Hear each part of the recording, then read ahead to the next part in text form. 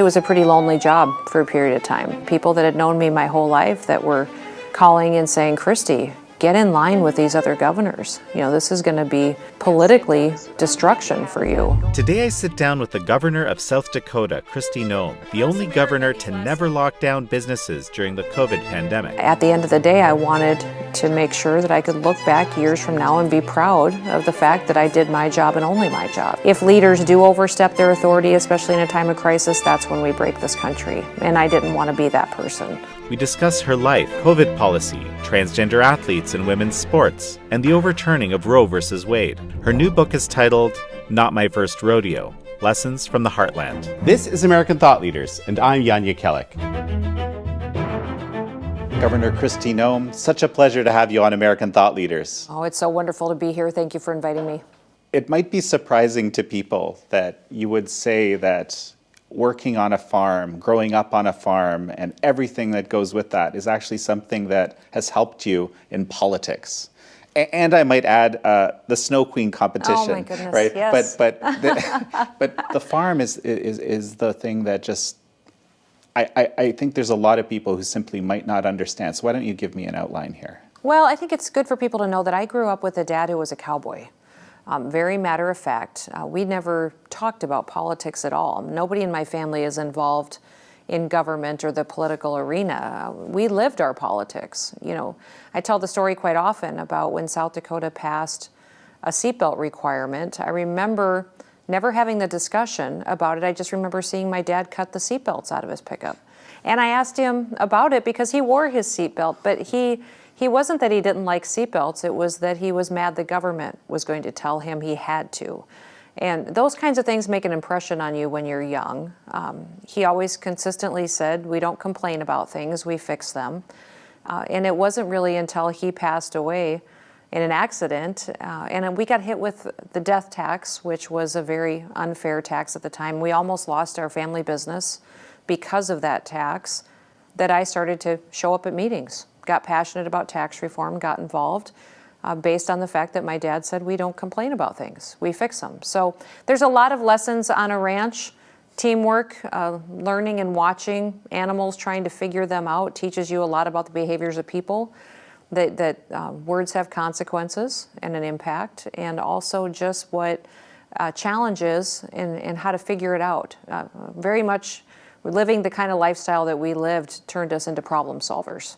You know, you tackle a problem, figure it out, and it builds your confidence to take on the next biggest one that comes your way. And then, so what about this Snow Queen competition? I mean, I can kind of imagine, right, what that is. You describe it a little bit, but... Well, you know, it's really strange, and it's one of those things I don't talk about very much, but I decided I had to put it in my book because people were going to bring it up and ask me why it wasn't there if I didn't. But, you know, in South Dakota, there's always been this Snow Queen competition for decades and decades. And what happens back when I was in high school was every senior girl at the local level competed. It gave you a chance to learn how to do an interview, which helped you with, you know, jobs later or college. You gave speeches, you learned how to introduce yourself.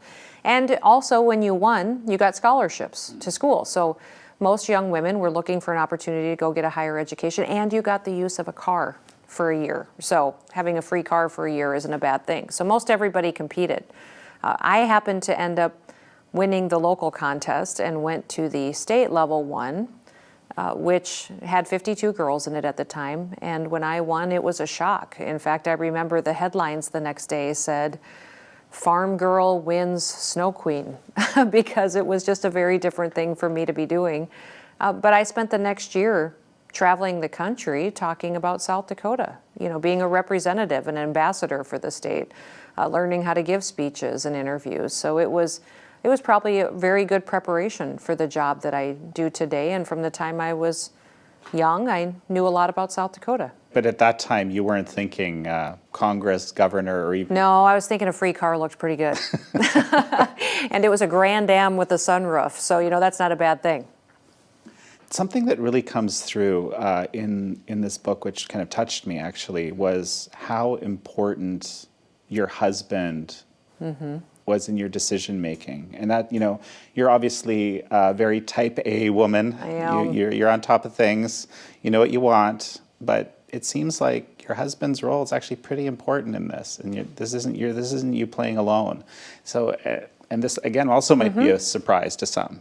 I think so too. You know, it's interesting. Our faith is incredibly important to us, and Scripture specifically talks about, you know, a husband and a wife and the relationship that should be there. So even though I'm a very quick decision maker, I typically know what I want to do, have plans, and go after them wholeheartedly. I knew that being married and having a husband was a teammate and a partner for me and a source of wisdom. So most of the time, he is the balance to me.